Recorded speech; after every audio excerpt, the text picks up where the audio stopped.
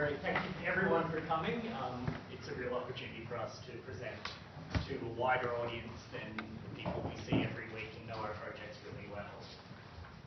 We're working for Yanmar, and Hiro has very kindly come over to Australia to see this presentation and give us some feedback.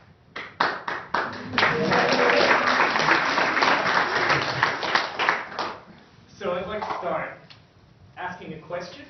How great was the weather in this past week, aside from today? It was beautiful. Was anyone in the past week sitting at work or at uni thinking that they'd rather be down in the water? Can you show of hands? Yeah. Now, how many of you actually went to the water in the past week? A decent number. But we all know that you can't be at the water all the time. And while we love the water, we love the feeling of beaches, the ocean, lakes, rivers, we also know that there's a lot of obstacles in the way that sort of make us put it off. So we have come together and we are proposing here a solution that we think will make you enjoy the water a lot more in the near future. So we have a short video.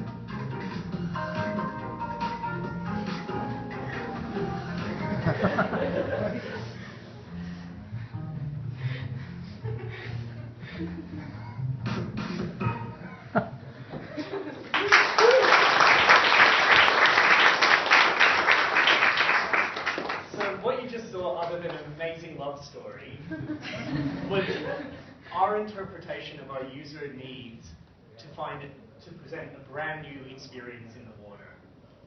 This is the Yanmar Ika.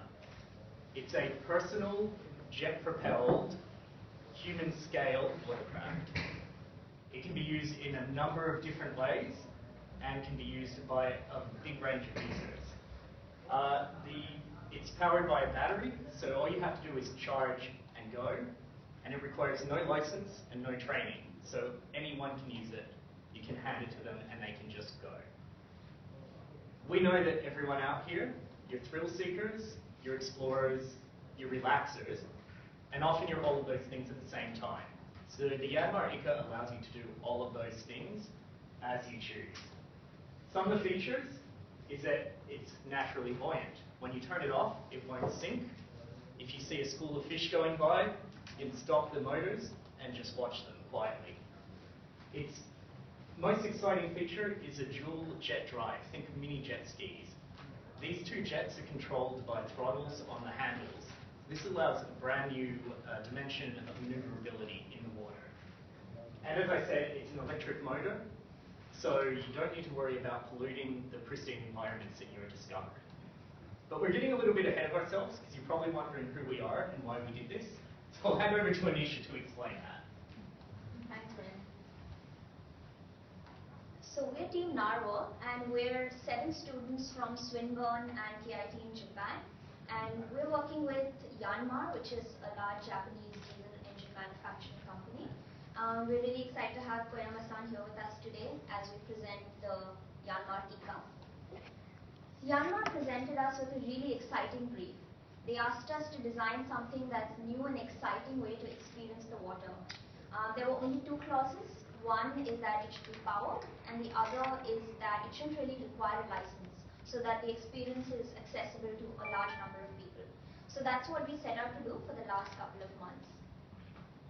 We spoke to a lot of people and conducted over 30 interviews with people in Australia and in Japan. And these people range from water sport enthusiasts who surf, jet ski, and there were also people who really liked being in the water but just splashing around, swimming, relaxing. And we heard a lot of different things from all these kind of people. Some of the main things that we heard was that what the key attraction of water was that it allowed for a freedom of movement, and that's what people really loved about the water.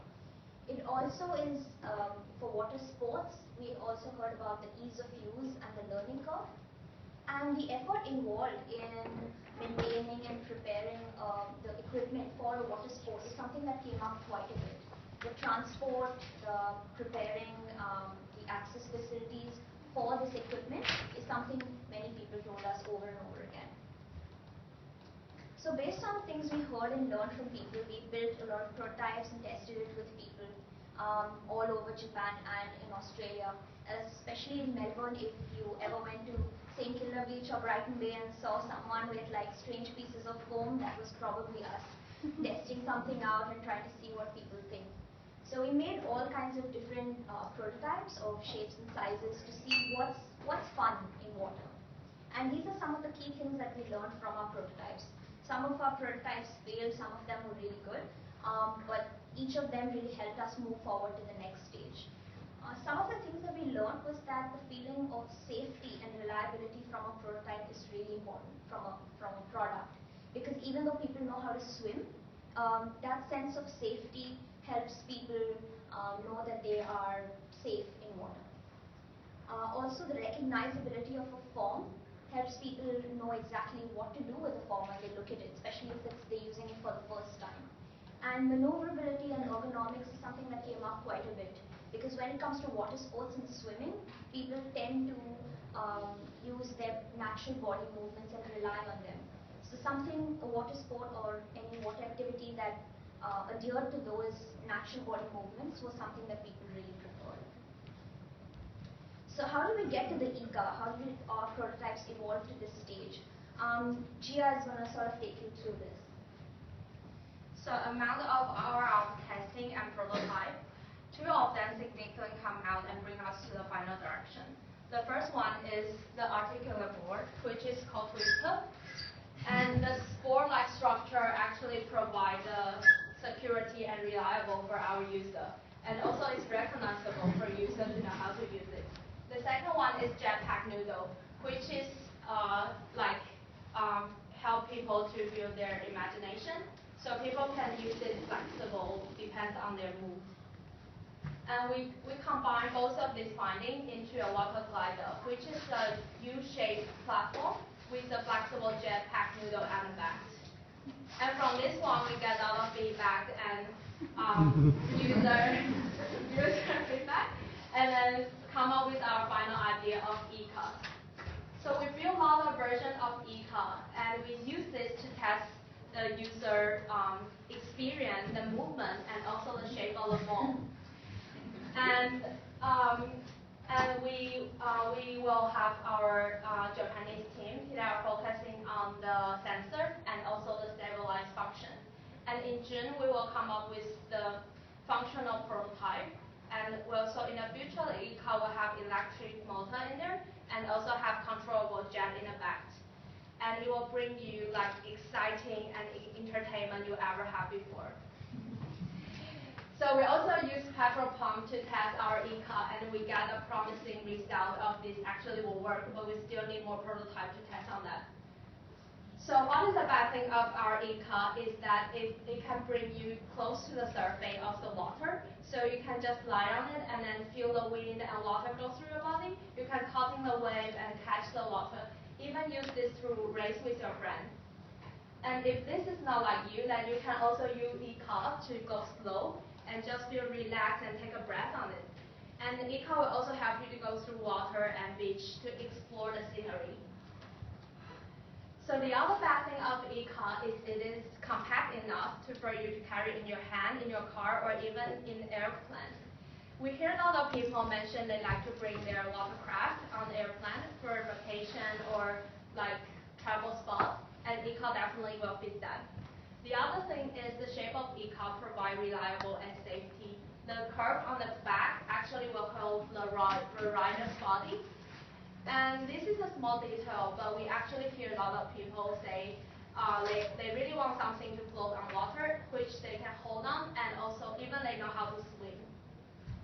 So I'll hand back to Brandon. So as you saw, we did a lot of prototypes and tested with a lot of targeted users, but some of our most encouraging results came from people who approached us while we were testing. On the beach particularly, we got a lot of people walking up to us saying, "That's really cool, what is it? Where can I buy one?" So we think that this is a great product just on recognition alone. People are interested. And what does this mean for Yanmar? Well, for a bit of background, for the 100th anniversary of Yanmar being in operation, Yanmar projected 100 years into the future to reevaluate their mission statement.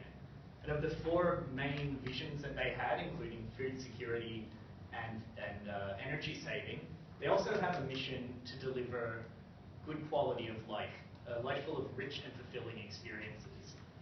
We believe that Yanmar's very strong abilities in marine diesel engines and their ability in boat construction will mean that they can give users this value nearly immediately. We also know that as Yanmar currently deals mainly business to business, this opens up a whole new set of users to them, dealing directly with consumers, getting some brand value, which, as you might all know, you probably haven't heard of Yanmar before unless you are a boat person. So we think this is very valuable for Yanmar moving into the future to more consumer products. So, as Gia said, in June we'll present a final vision of this product, and our aim is to onboard the propulsion system so that we can gain real user experience of controlling using the 2 motors, and we can actually give it to users, they can take it into the water, they can show us how they have fun with it. So we're really excited to get to that stage, and thank you all for listening.